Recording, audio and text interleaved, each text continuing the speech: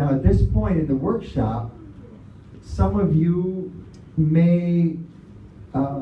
be aware that the Holy Spirit's prompting you to make some changes in your life.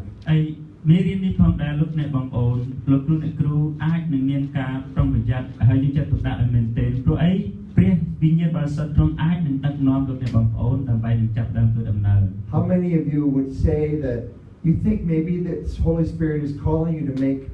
a change in some aspect of your life? ចឹងលោកគ្រូប្រមាណអ្នកដែលមានអារម្មណ៍ថាព្រះវិញ្ញាណទ្រង់នឹងធ្វើការផ្លាស់ប្រែជីវិតរបស់យើងនៅថ្ងៃនេះ Oh, look at that. Almost everybody. Okay, now have you started to think about what it might cost you to make those changes? In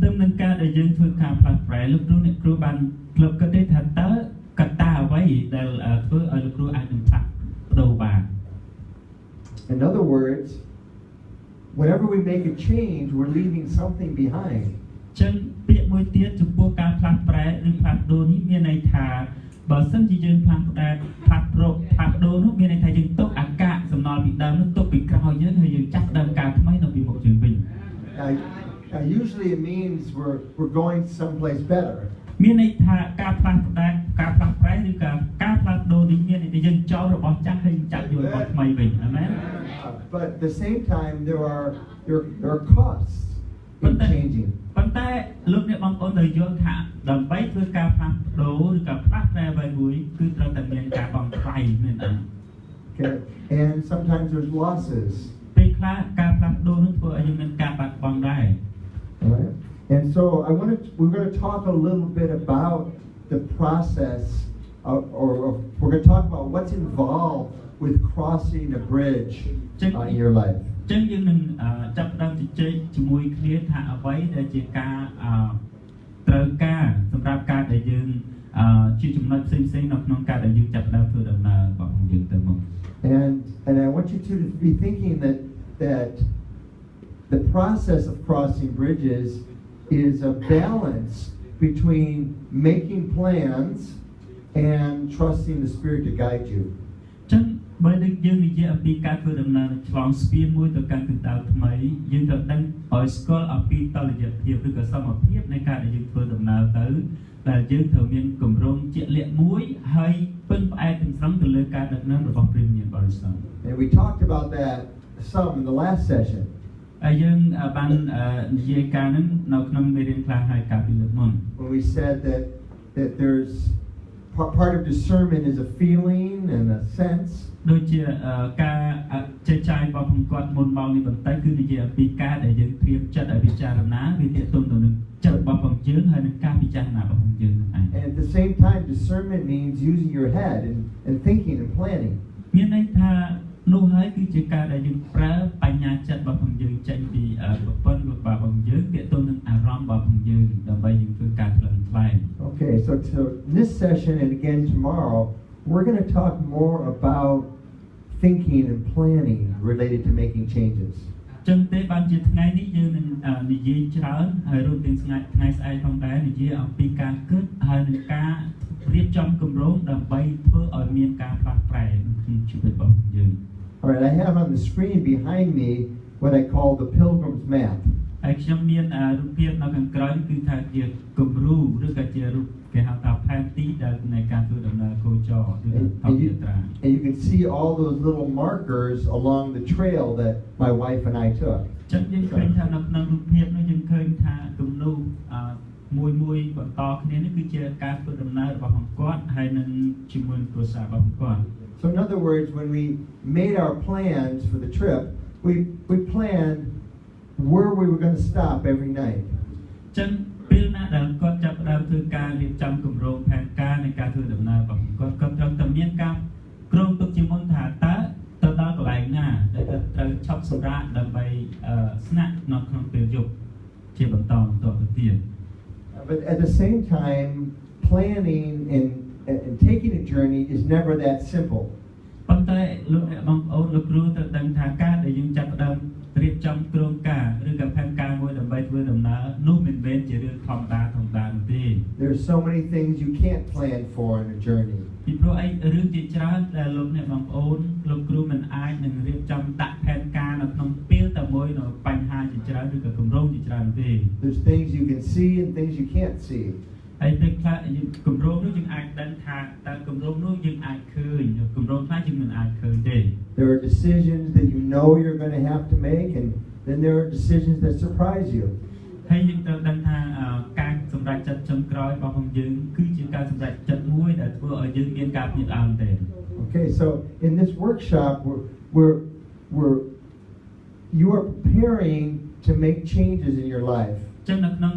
ការសិក្សានេះគឺជាការសិក្សាមួយដើម្បីនឹងរៀបចំដើម្បីឲ្យមានការផ្លាស់ប្ដូរនៅក្នុងជីវិតយើងទាំងអស់គ្នា And so I'm going to give you some tools to help you think through and do some planning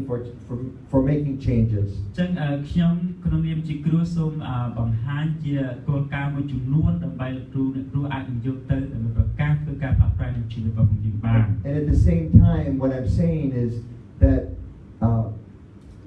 the actual process of making changes and following the Spirit's leading is more complex than just a plan. ជាមួយគ្នាផងដែរតេតងទៅនឹងការដែលផ្ដល់ជាតម្រុយនៃការ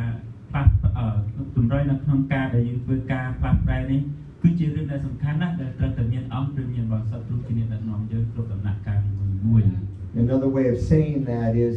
be ready for the unseen and the unknown along the way. មានន័យថាការដែលយើងធ្វើដំណើរទៅឈានទៅរកការផ្លាស់ប្ដូរឬផ្លាស់ប្រែនេះគឺយើងត្រូវតែត្រៀមខ្លួនជាស្រេចដើម្បីទទួលប្រឈមនឹងការដែលយើងមើលមិនឃើញហើយនឹងការដែលយើងមិនដឹងមុន Okay, and there's some more details in your guide. ហើយយើងនឹងមានការលម្អិតបញ្ជាក់នៅក្នុងសភៅរបស់យើង But now we're going to talk about the VIM model. ឥឡូវនេះយើងនឹងទៅជែកគ្នាច្រើនបន្តិចទៀតទាក់ទងទៅនឹងគំរូរបស់ផង VIM បាទ This was created by a man by the name of Dallas Willard. នេះគឺជាអ្វីដែលលោក Dallas Willard ក៏បានសរសេរបានរៀបចំឡើង How many of you are familiar with the writings of Dallas Willard? យើងធ្លាប់ឮអំពី Dallas Willard ទេខ្ញុំក៏អត់ឮដែរណា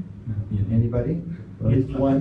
បាទមានលោកគ្រូសំណាងនេះក៏អានសភៅច្រើនណាស់បាទ Oh, there's so many people and things I'd like to introduce to you. I can't do them all. បាទសំខាន់សួរទៅសត្វតែអត់ដឹងទេលោកគ្រូម្នាក់ដឹងអានច្រើន Okay. Well, I will talk to you about his model today. That it's in your guide. ចឹងយើងនឹងបង្ហាញច្រើនតទៅទៀតអំពីបុគ្គលមួយដែលសំខាន់ដែលយើងគួរយកមកដើម្បីជេរ He says there are three important components to experiencing transformation in your life. ទ្រឹស្ដីរបស់ព្រះលោកដល់ឡាវេឡាហ្នឹងគាត់មានគោលការណ៍3ដើម្បីធ្វើការផ្លាស់ប្រែក្នុងជីវិតរបស់យើង Remember we said transformation basically just means change. ហើយយើងចង់ចាំចំណុចដែលសំខាន់មួយថាការផ្លាស់ប្រែគឺចង់និយាយថាការផ្លាស់ប្រែគឺជាការផ្លាស់ប្រែហ្នឹងឯងគឺជាការផ្លាស់ប្ដូរពាក្យហ្នឹងវានិយាយគ្នាទៅ So in other words, this model that he's giving us is relevant for the changes that you're thinking about making. ចឹង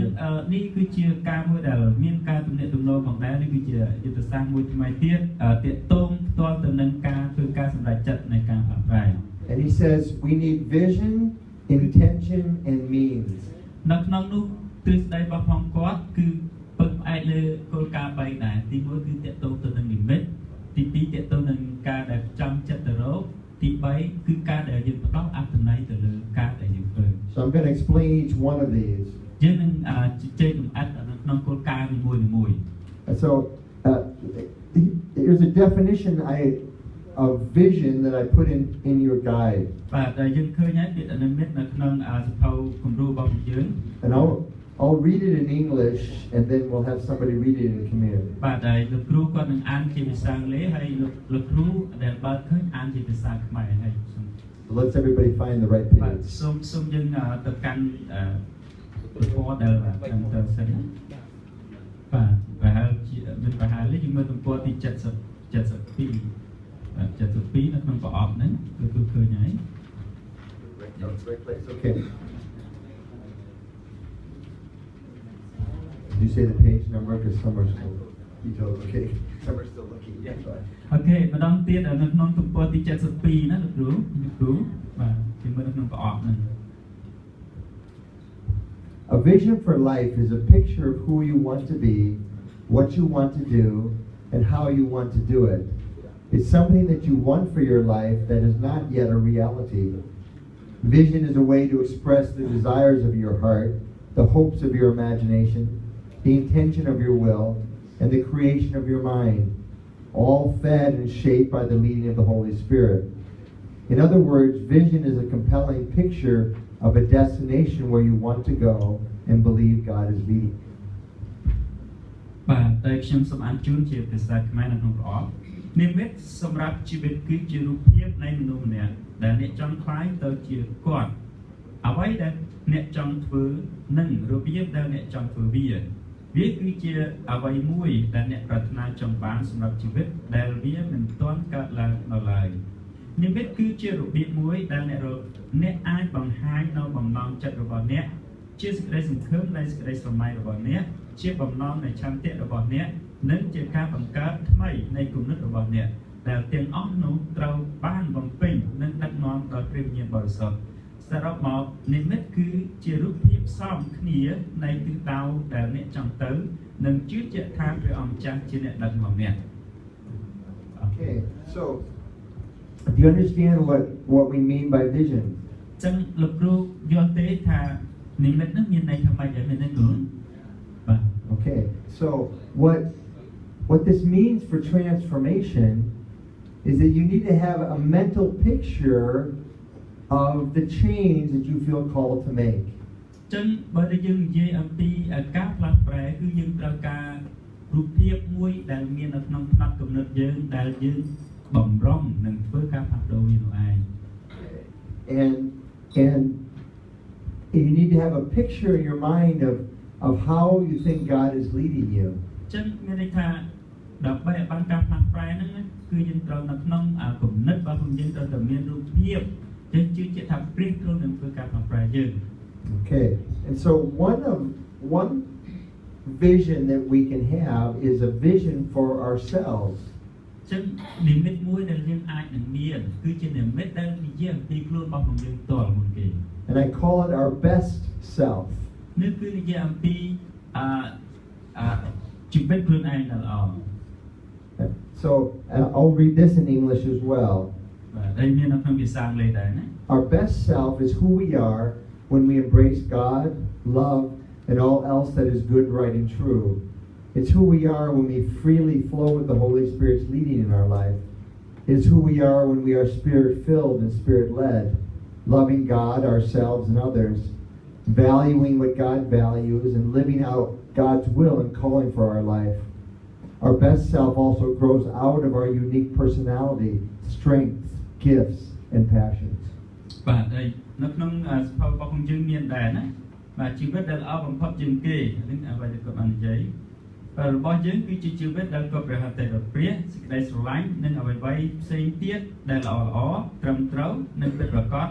និងជាជីវិតដែលដឹកនាំដោយព្រះវិញ្ញាណនោះឯងគឺយើងដែលនៅពេលដែលព្រះវិញ្ញាណពេញដោយព្រះវិញ្ញាណនិងដឹកនាំដោយព្រះវិញ្ញាណយើងក៏ស្រឡាញ់ព្រះជាម្ចាស់និងខ្លួនឯងព្រមទាំងអ្នកដទៃផងដែរដល់ព្រះគុណដល់គុណតម្លៃលើអ្វីដែលព្រះឲ្យតម្លៃនិងរស់នៅតាមបំណងព្រះអតីតព្រះនិងការត្រាស់ហៅរបស់ទ្រង់សម្រាប់ជីវិតរបស់យើងជីវិតល្អបំផុតរបស់យើងក៏លូតលាស់ឡើងនៅលក្ខណៈពិសេសរបស់យើងរួមទាំងកម្លាំងអំណោយទាននិងចិត្តឆេះឆួល Okay. In other words, our best self is who we are when we're most grounded in the love and grace of God. មួយទៀតនិយាយពីតែជីវិតដែលល្អពិសេសនៅក្នុងជីវិតយើងគឺជាជីវិតដែលបានចាក់គ្រឹះនៅក្នុងសេចក្តីស្រឡាញ់និងព្រះគុណរបស់ព្រះ It's who we are when we genuinely want to serve Christ. គឺជាអ្វីដែលយើងដឹងជាតែខ្លួនយើងជានរណាហើយដែលយើងមានបំណងចិត្តដើម្បីបម្រើព្រះជាម្ចាស់ It's who we are when the Holy Spirit's working through us. គឺយើងដឹងជាថាព្រះវិញ្ញាណបរិសុទ្ធកំពុងតែធ្វើការក្នុងជីវិតរបស់យើង So I'd like you now to take 5 minutes to write down who are you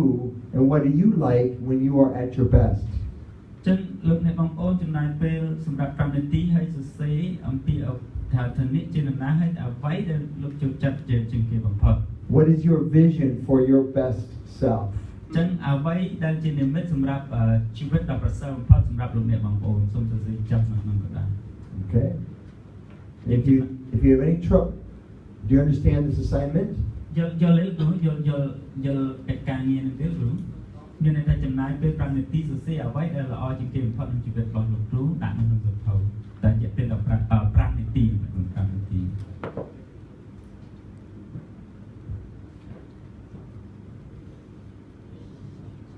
Who needs help to know what to do? Raise your hand. បើសិន We'll come around. បាទបើសិនជាអត់យល់គ្រូអាចសួរបានយើងមើលនៅក្នុងទំព័រទី73ខាងចុងគេគឺផ្នែកខាងក្រោមនេះសំណួរថាតើអ្វីតើនេះទៅជាមនុស្សបែបណានៅពេលដែលអ្នកបានជីវិតដែលប្រសើរបំផុតបើយើងសរសេរនិយាយខ្លីថាជីវិតដែលប្រសើរបំផុតសម្រាប់ខ្លួនយើងតើយើងមានអ្វីដែលជាគោលយើងចង់បានអីដល់ជីវិតរបស់យើងណាហើយចំណាយពេល5នាទីយើងមើលខាងក្រោម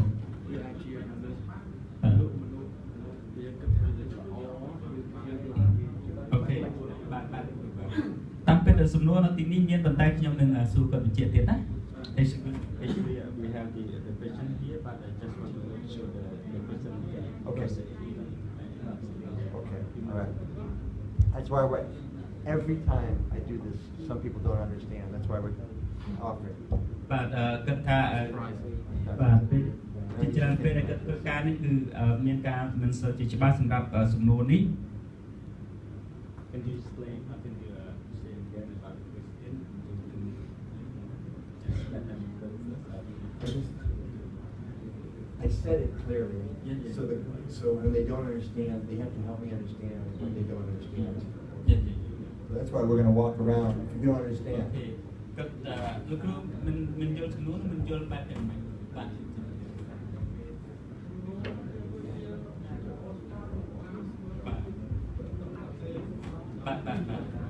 ចាំទៅមើលណា Back to it.